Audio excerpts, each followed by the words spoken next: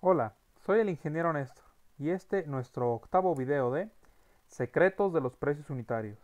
En este video veremos cómo se hace el cálculo del FASAR.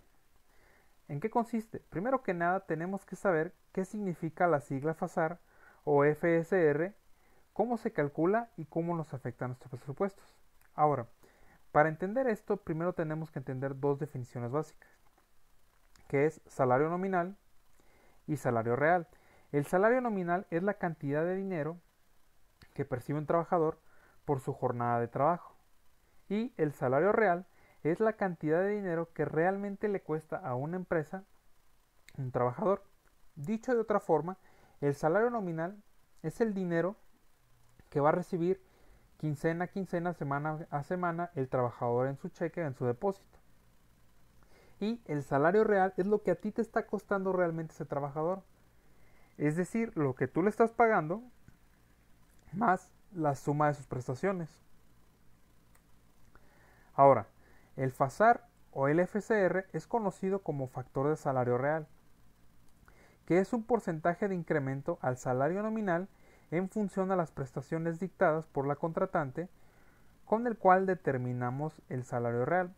Ahora, estas prestaciones comúnmente son las que obliga la Ley Federal del Trabajo para el IMSS, que es el paquetería de prestaciones por ley que todo el mundo maneja. Digo, hay dependencias o empresas que manejan prestaciones más altas, como por ejemplo la CFE. La CFE te dicta en el contrato colectivo del Subterm que le cargues prestaciones adicionales al personal. Pero bueno, es otro tema. Para este ejemplo vamos a usar las prestaciones de ley. Ahora, ¿cómo se calcula el factor de salario real? Pues primero que nada, tenemos que determinar si lo vamos a calcular con la UMA o con el salario mínimo. Yo para este ejemplo lo voy a calcular con la UMA, que para este año es del 86.88.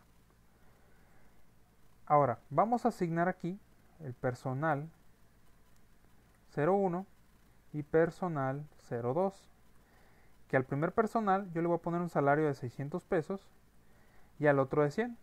Esto es un ejemplo.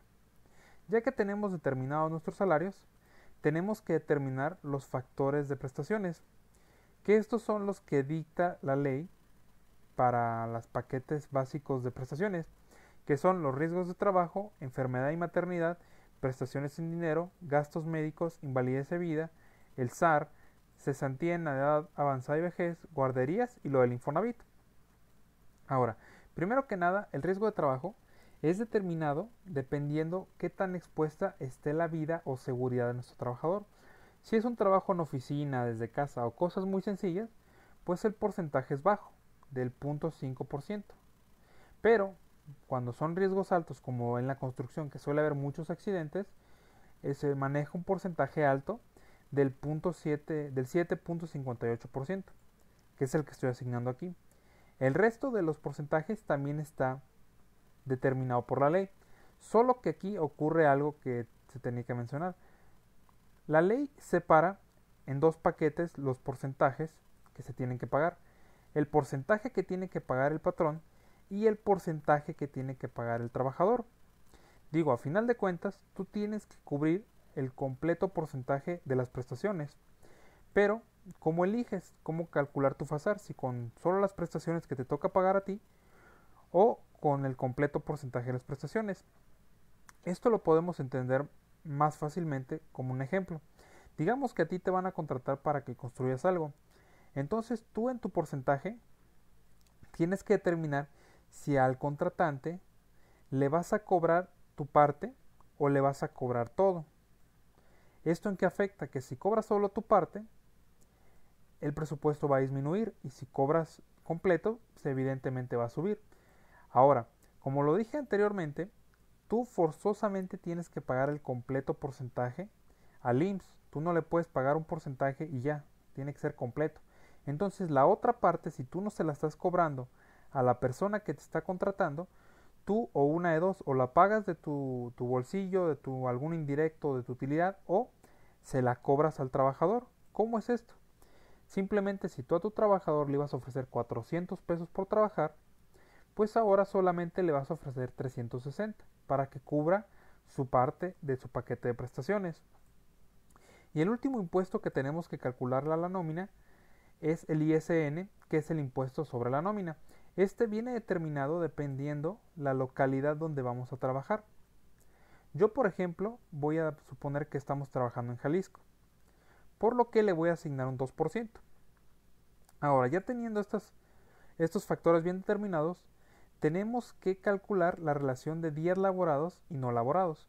Primero que nada, tenemos que asignar los días calendario, que para este año 2020 son 366 días, porque es un año bisiesto. Los días de aguinaldo, que por ley son 15 días, y la prima vacacional, que también por ley es el 25% de las vacaciones, que también por ley son 6 días por año. Entonces, teniendo estos factores, calculamos los días que se pagan realmente, que es la suma de todos estos días. Ahora tenemos que calcular los días no laborables, que primero que nada son los domingos, que son 52 domingos, los 6 días de vacaciones, los 7 días que cubre este año por ley, festivos, días por clima, que son días que tú propones, por si te llega a llover o cualquier cosa, algún problema con clima que no se pueda trabajar, también tienes que absorber eso. Los días por costumbre, que son días que no están en la ley, pero generalmente se dan de asueto, y días por permisos y por enfermedad, que esto también tú lo debes de proponer. Y te da la suma los días que no se van a trabajar. Ahora, con estos dos factores, con estas dos sumas, tenemos que calcular los días laborados realmente en el año, que son los días calendario menos los días que no se trabajan, que son 293. A este factor lo vamos a llamar factor TI. Y con estos factores tenemos que calcular el factor de integración de salario base de cotización, que es los días que estás pagando entre los días calendario, que es el 1.045 de factor. Ahora, ya con estos factores nos vamos ya a analizar las prestaciones del trabajador. Primero que nada, tenemos que sacar un pequeño factor que es los días pagados sobre los días laborados, que son los días pagados sobre los días laborados, y nos da el 1.305 de factor. Ese factor lo vamos a usar más adelante. Ahora, tenemos nuestro salario nominal. Ese salario nominal lo tenemos que multiplicar por el factor de salario base de cotización para que nos dé el salario base de cotización. Con ese salario base vamos a calcular las prestaciones. Ahora, para calcular las prestaciones tenemos que calcular este salario por el porcentaje de afectación, que aquí es el 7% por nuestro salario, nos da 47 pesos y 7 pesos. Ahora, para la enfermedad y maternidad es una cuota fija. Es el 20.40% de la UMA o del salario mínimo según como lo necesitemos. Para este caso, como es con la UMA, es 86.88 por 0.2040 y nos va a dar 17.72, que es una cuota fija. Ahora, tenemos que aplicarle un pequeño porcentaje al excedente de 3 veces la UMA. Si el salario base de cotización es 3 veces la UMA, al excedente le tenemos que aplicar este pequeño impuesto. Por eso es que elegí dos salarios tan disparatados, para que uno se viera afectado y el otro no. Entonces, al multiplicar 3 veces la UMA y restárselo a 627, la diferencia es de 366.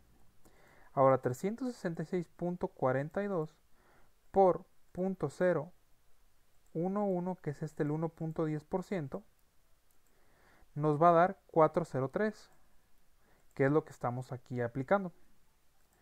Y el resto de las prestaciones, de nuevo, es el porcentaje por nuestro salario base de cotización. Aquí en las prestaciones por dinero, gastos médicos, invalidez, retiro, cesantía, guarderías y el Infonavit, así aplica el porcentaje por el salario base de cotización. Ahora, ya que tenemos calculadas todas nuestras prestaciones, las sumamos. A esas sumas le vamos a conocer como factor SP. El factor SP lo vamos a dividir entre el factor de salario base de cotización para que nos dé el factor PS. Una vez que tengamos estos factores, vamos a aplicar esta fórmula, que es PS por TP entre TI más TP por TI, que es este factor que calculamos aquí. Entonces aplicamos esta fórmula y nos va a dar nuestros factores de salario real, que para uno es el 1.698 y para el otro es el 1.874. Y ya cuando tenemos este factor, solamente tenemos que multiplicar nuestro salario nominal por nuestro salario, por nuestro factor de salario real, y nos van a dar los salarios reales. Ahora, ¿cómo nos afecta esto en nuestros presupuestos? Como lo dije antes, evidentemente entre más alto sea el factor de salario real, más altos van a ser nuestros salarios, más alto va a ser nuestra mano de obra y más alto va a ser nuestro presupuesto. Por eso tenemos que determinar bien si queremos cobrar nomás nuestra partición de prestaciones o completo. Yo recomiendo siempre pagarlo, tomar la opción de completo para que en el presupuesto se absorba ese gasto y no estemos sufriendo después de dónde vamos a sacar el dinero para pagar todas las prestaciones. Y bueno, por mi parte ha sido todo. Espero que este video les sea de gran utilidad, que les haya quedado muy claro qué es un factor de salario real, el cálculo. Y ya saben, si necesitan trabajos de costos, presupuestos, licitaciones o algún proyecto de presupuestación de obra, no duden en contactarme. Muchas gracias.